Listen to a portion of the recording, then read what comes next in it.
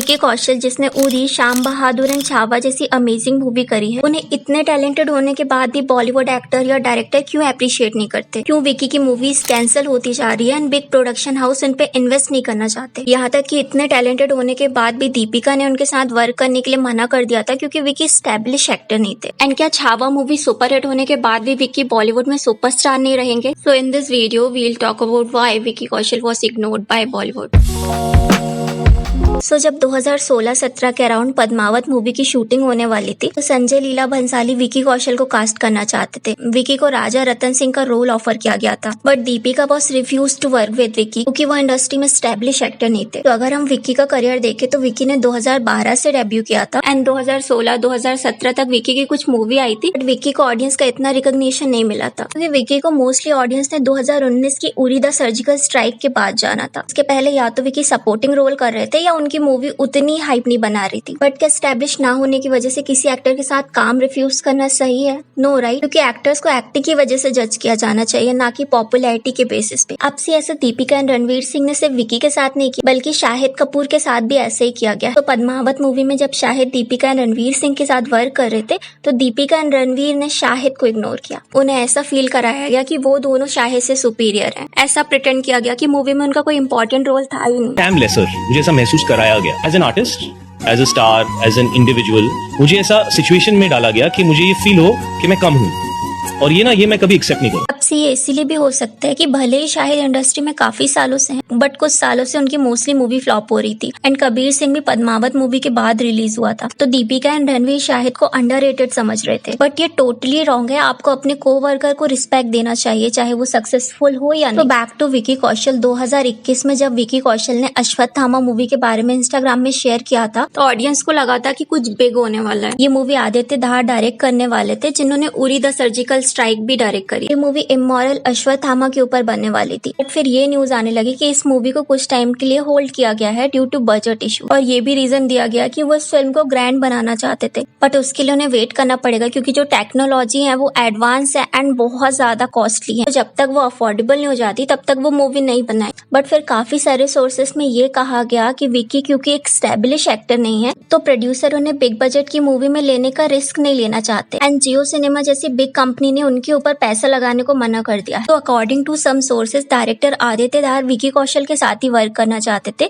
इस मूवी का budget approx 225 crore का होने वाला था, बट जियो स्टूडियो के अकॉर्डिंग विकी पे इतना पैसा इन्वेस्ट करना रिस्की था। प्रोड्यूसर इसके लिए श्योर नहीं थे कि विकी कौशल जैसा एक्टर बजट रिकवर कर पाएगा भी नहीं एंड दैट्स व्हाई इस मूवी को अभी के लिए तो कैंसिल किया गया। एंड हर साल अश्वत्थामा से रिलेटेड ऐसी ही न्यूज आती है। इवन छावा मूवी के सुपरहिट होने के बाद भी जियो सिनेमा विकी कौशल को कंसिडर नहीं कर रहा। उनका कहना है कि किसी अदर एक्टर को कास्ट करो जिसकी मास फैन फॉलोइंग हो। ऑल्सो विकी कौशल करण जौहर के साथ तख्त मूवी भी करने वाले थे जो एक मल्टी स्टारर मूवी थी एंड मुगल एरा पे बेस्ड थी, बट इससे भी होल्ड में डाल दिया गया। एंड काफी सारे सोर्सेज के अकॉर्डिंग डायरेक्टर या प्रोड्यूसर विकी कौशल को अपनी मूवी में कास्ट करना रिस्क समझता है क्योंकि विकी कौशल थिएटर में ऑडियंस को पुल नहीं कर पाएंगे। बट इतनी सारी मूवी कैंसिल होने के बाद भी, इवन अपने को स्टार से रिजेक्ट होने के बाद भी विकी ने छावा मूवी करी एंड सारे एक्टर्स या प्रोड्यूसर को रॉन्ग प्रूव कर दिया। एंड छावा मूवी ने ऑलमोस्ट 800 करोड़ का बॉक्स ऑफिस कलेक्शन किया एंड ऑडियंस ने भी ये बोलना स्टार्ट कर दिया था कि विकी कौशल अब बॉलीवुड के सुपरस्टार है। अब वो रणवीर कपूर, प्रभास या 3 खान्स की लिस्ट में गिने जाएं। बट क्या सच में विकी कौशल अभी तक सुपरस्टार बन पाए हैं? एंड क्या विकी कौशल की रणवीर कपूर, प्रभास या अल्लू अर्जुन की तरह फैन फॉलोइंग है? सो इसका आंसर ये है कि विकी की मूवी जरूर सुपरहिट हुई है, बट वो अभी तक बॉलीवुड में सुपरस्टार नहीं बन पाए हैं। ऑफकोर्स विकी की फैन फॉलोइंग है, बट बिग सुपरस्टार जैसी उनकी मास फैन फॉलोइंग अभी भी नहीं बनी। एंड अगर हम छावा मूवी के ब्लॉकबस्टर होने की बात करें तो छावा मूवी विकी के अलावा भी और भी फैक्टर्स की वजह से सुपरहिट हुई है। जैसे छावा मूवी को मडोक प्रोडक्शन ने प्रोड्यूस किया था एंड वी ऑल नो पिछले कुछ सालों से मडोक प्रोडक्शन हाउस बहुत ही फास्ट ग्रो कर रहा है। इवन धर्मा production, Yash Raj production, T series production के जैसे ही वो प्रॉफिटेबल हो रहा है। एंड अगर हम बॉलीवुड हंगामा के एक सोर्स की बात करें तो मडोक प्रोडक्शन हाईएस्ट ग्रॉसिंग मूवी की लिस्ट में 3rd नंबर पे आता है। अब ऑफकोर्स यहाँ टी सीरीज नंबर 1 पे एंड धर्मा प्रोडक्शन नंबर 2 पे। बट जिस तरीके से धर्मा प्रोडक्शन का डाउनफॉल चल रहा है, मडोक प्रोडक्शन इजीली नंबर 2 पे आ जाएगा। उन्होंने स्त्री मुंजिया जैसी अमेजिंग मूवी करी है। ये प्रोडक्शन हाउस क्वांटिटी से ज्यादा क्वालिटी पे फोकस करता है एंड स्त्री 2 मूवी के बाद तो ऑडियंस का इस प्रोडक्शन हाउस में ट्रस्ट भी बन गया है।